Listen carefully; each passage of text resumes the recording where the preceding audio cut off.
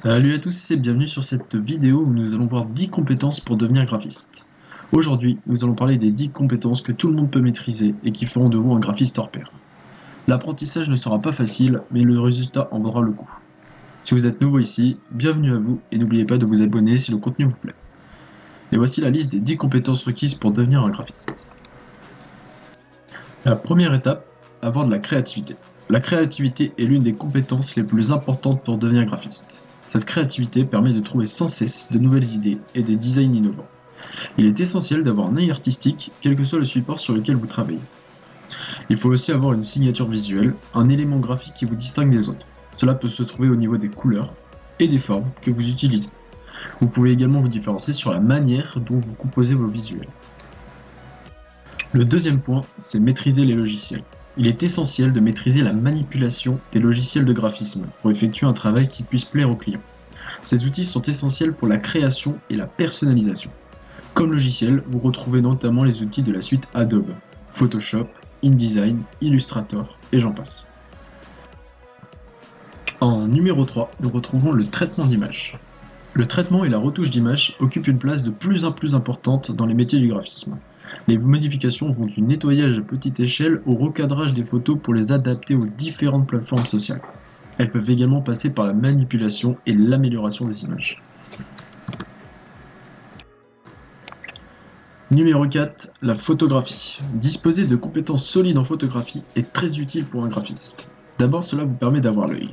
Ensuite, vous pourrez disposer d'une banque d'images à utiliser au gré de vos besoins et de vos inspirations. Maîtriser la photographie facilite vos collaborations avec un studio ou avec des photographes. Un point important, et c'est le numéro 5, connaître l'expérience utilisateur. Alors que l'industrie du design se concentre de plus en plus sur le numérique, l'expérience utilisateur est aujourd'hui une discipline essentielle. Une conception vise à améliorer la vie des consommateurs et à placer leurs besoins avant leurs préférences personnelles. Maîtriser cette discipline permet aux graphistes d'optimiser ses designs. Sixième point, le codage. Le codage est le processus qui consiste à utiliser un langage de programmation pour amener un ordinateur à exécuter vos commandes. Les graphistes qui savent coder auront les compétences nécessaires pour exprimer des idées de conception technique aux programmeurs web.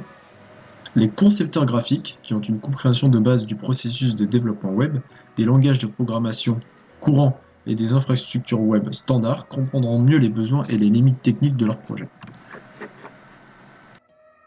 Numéro 7, la typographie numérique. Pour les designers et les graphistes, la typographie est un moyen d'utiliser le texte en tant que visuel dans le but de transmettre un message. L'objectif final étant de faire connaître la marque et d'attirer l'attention d'une audience spécifique.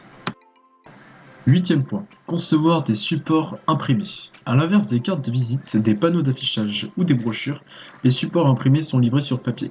Le graphiste doit pouvoir s'adapter à chaque demande de ses clients, sachant que les contraintes changent à chaque fois.